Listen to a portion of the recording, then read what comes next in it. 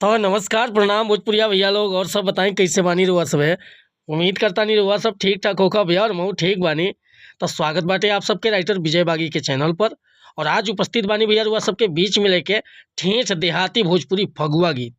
अब बहुत बढ़िया गीत की रचना की बानी।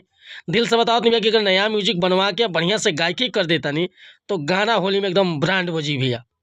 तो चलिए देर ना करते हुए मैटर के शुरुआत कइल जा कि कैसे गीत के गावे के बा, का एकर धुन बा, का लय बा।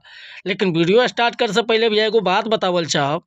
रउआ अगर नया सिंगर बानी आ सिंगिंग में इंटरेस्ट बा, अच्छा मैटर के तलाश में भटकतानी, बढ़िया गीत नइखे मिलत, सही तुकबंदी नइखे मिलत या आपके मन पसंद के मैटर नइखे मिलत, तब भैया अगर हमरा चैनल पर आ गइल बानी तो चैनल के सब्सक्राइब कर ली, बेल आइकन प्रेस कर ली।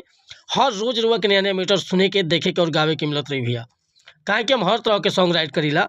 Sad song, love song, romantic song, रंगदारी सॉन्ग, लोकगीत, कौनो प्रकार के मैटर हुआ लिखवावे के बा बेहिचक रुआ संपर्क कर सकीला। नंबर हम अपन डिस्क्रिप्शन में दे दिले बानी।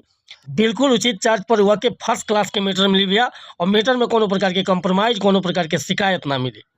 आज के मैटर देखिए कैसे गाँव के बाटे। मुखड़ा बा, अरे बहे फगुन हट राजा अभी गड़ता मनवा हो, आय बना जे होलिया में, अरे आई बना जे होलिया में, रंगी के जो बनवा हो, आई बना जे होलिया में।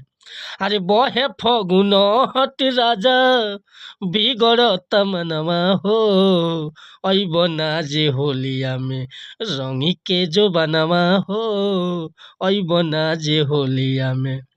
पहरु साल दुबई बीतैल ए सजनवा हो, आय बना जे होलिया में, रंगी के जो बनवा हो, आई बना जे होलिया में। तब भैया ये मुखड़ा लेकर हुआ सबके बीच में उपस्थित रहनी हो। एकरा के मेल चाहे फीमेल केहू भी गा सकता, बट म्यूजिक नया बने के चाहिए और गायकी थोड़ा स्केल ऊंचा करके गावे के पड़ी। गाना 100% होली में बच जाई भैया।